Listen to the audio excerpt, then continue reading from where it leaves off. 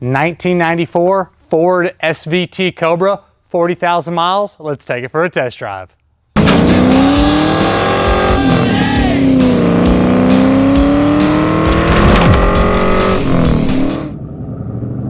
I love these cars. The last of the 5-liter, well, I guess the next year is the last of the 5-liter. The 94, 95 SVT Cobras are basically the exact same car. And then in 96, they went to the 4.6s. But this is a 94 SVT Cobra, original 5-liter, 5-speed manual transmission. And this is a documented clean Carfax, no accidents or damage ever reported. 40,004 miles as of this video. Runs and drives fantastic. Has a few very minor little bolt-on mods that we'll talk about here a little bit further in the video. But 494, they're rated, I believe, at 240 horse and 280 foot-pounds of torque. So not crazy high horsepower setups, but that's not why you're buying one of these cars. They're just super fun to drive. Again, I love the last of the 5-liters. This one does have an aftermarket JLT intake. An aftermarket, I believe it's a 65 millimeter throttle body on it.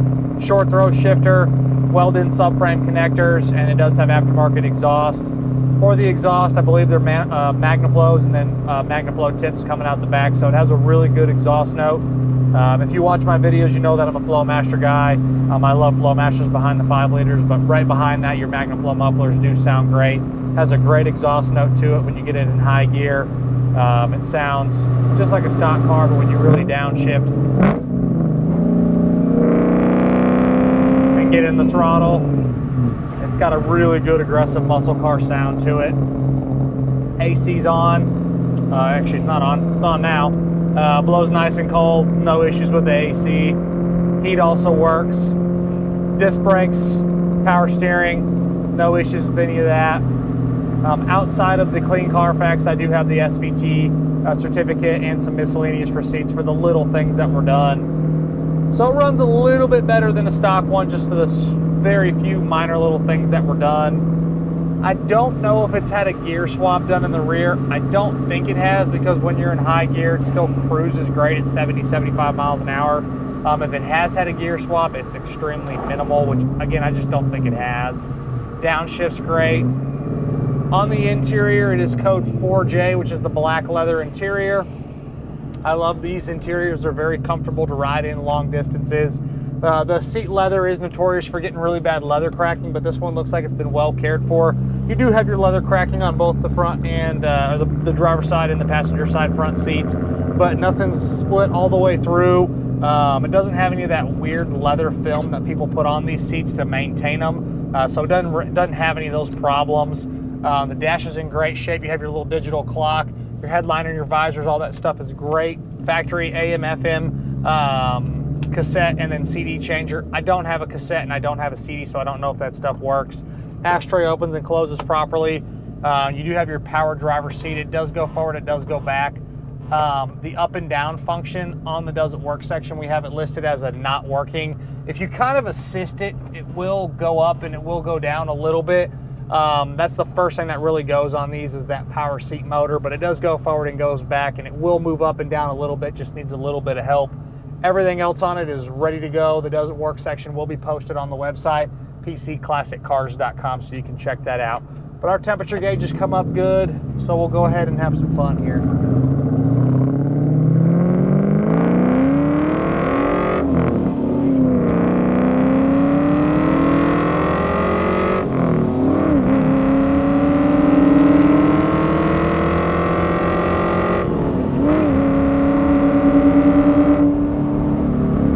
Has a hell of an exhaust note to it. Drives killer, good power. We'll go ahead and downshift to third.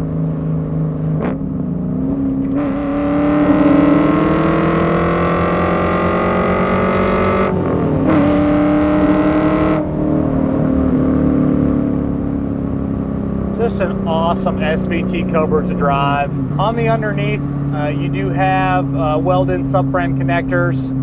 Floors are excellent, no issues of any kind on the bottom. Little surface corrosion on the non-painted parts, which you're going to get. But again, no corrosion issues or problems, just your normal wear items for a 40,000 mile car, but it really represents very nice. On the exterior, it's code E8 Rio Red. It's original paint, shows nice. VIN tags are all the way around the car. Some little stone chips, some smaller little imperfections on this driver's side rear sail panel. There's like some little scratches, a couple little imperfections on the deck lid, some stone chips up front on the hood and the front bumper. Just some miscellaneous minor stuff. You'll see photos of all that in the additional informations tab on the website pcclassiccars.com. These cars are notorious for the front and rear bumpers fading a little bit different than the rest of the car because they are plastic. So underneath my fluorescent lights in the showroom, you might see just a little bit of a a little different color, but it is original paint from everything that I can see. They just fade a little different. It's just very notorious. Factory Cobra wheels, brand new tires. They literally got put on earlier today. They do not have 10 miles on them. I'm probably the first one to drive the car with the brand new tires, so lucky me. But again, brand new tires, ready to roll.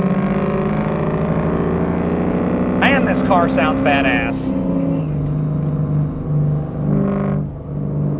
Sometimes they are just set up so right that they just sound killer, and this is one of those cars.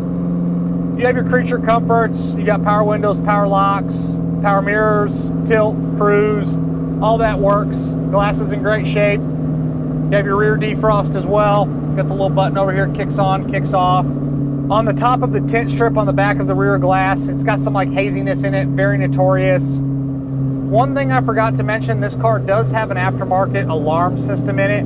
Right on the kick panel above the hood release, there's a little release button, like a little button that you can push that will turn the alarm off. And then to start the car, again, you don't have to push that button every time if you use the key fob. I have two key fobs here. One says Cobra on the top and one says nothing. The one that has nothing, it says A and D. If the key is off, you press D and then you can put the key in and it will start. If you do not do that, the car will not start.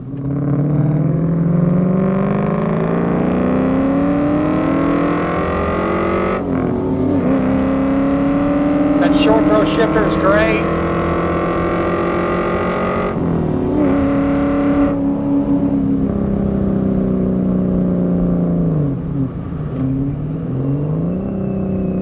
Clutch feels good again. You have your factory white face Cobra gauges. Inside the trunk looks great. Nothing's wrong back there. Nothing's been messed with. Inside the engine compartment, again, you have that aftermarket intake. And then I believe it's a JLT intake, and then throttle body as well.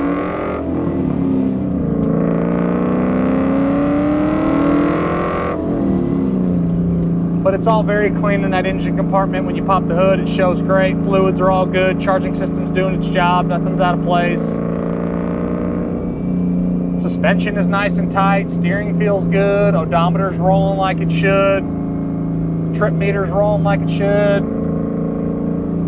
You have your floor, or your Cobra floor mats. Nice carpet. You have your inlaid speakers in the door panels where they're supposed to be. Your Mach sound system. Back seat doesn't have any wear items. Rearview mirror looks good. No major stone chips in the windshield that I can see. This is just a really fun car to drive. I've always been a huge fan of the SVT Cobras. I really love the 94s, 95s. This is a great example. Some minor little mods done. Great car to hop in and drive, and just a blast to go rip around and bang some gears. As always, I'm Mike. This is a 1994 Ford SVT Cobra with 40,011 miles. From myself and everybody else here at PC Classic Cars, we appreciate y'all stopping in to watch another one of our test drive videos. Make sure you check out the content across all of our social platforms. Check out the additional information tab on the website, and we'll catch you guys on the next video. Thanks again for watching.